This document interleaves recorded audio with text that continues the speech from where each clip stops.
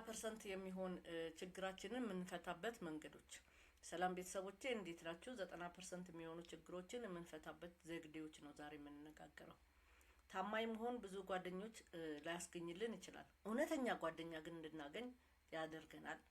ሰዎች ስላንተ ምን እንደሚያስቡ መጨነቅ የለብህም። ምክንያቱም ሁሉም ሰው የሚያስበው ስለራሱ ብቻ ነው እንጂ ስለሌላው ሰው አይደለም።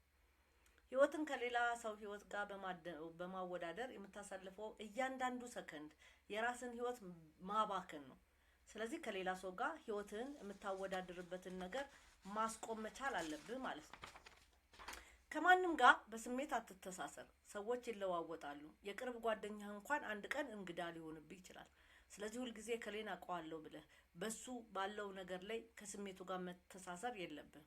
ብቻህን ሆነህ ረክተህና ደስተኛ ሆነህ መኖር ትችላለህ። ለመደሰት የሌሎችን ሰው መኖር ወይም ደግሞ ማገዝን አትፈልግ። ግቦን ሳይሆን ያከናወኑት ሂደት ያጋሩ። በዚህ ሁሉ ጊዜ ተነሳሽነት ይኖሮታል። ብዙ ጊዜ እቅዳችንን እናስባለን እንጂ ውጤቱን አይደለም እንነግራቸው። ስለዚህ እቅዳችን እንዲጨናገፍ የሚያደርጉ እንደዚሁ ከሰዎች ጋር ባለን ሪሌሽን የሚገጥመን ነገር ነው ማለት ነው። ብቸኛ መሆንን አትፍራ። ብቻ መሆን ከመጥፎ ሰዎች ጋር ከመሆን እጅግ የተሻለ ነው።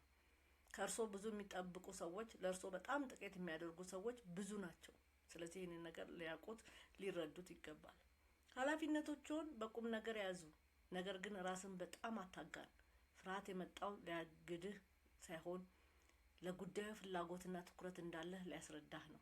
ጊዜያዊ በሆኑ ስሜቶች ላይ ተመስርተህ ዘላቂ ውሳኔዎችን አታድርግ። እነዚህ 90% ችግሮቻችንን የሚፈቱ ባህሪያቶች ናቸውና ቤተሰቦቼ ይጠቀሙበት። አመሰግናለሁ።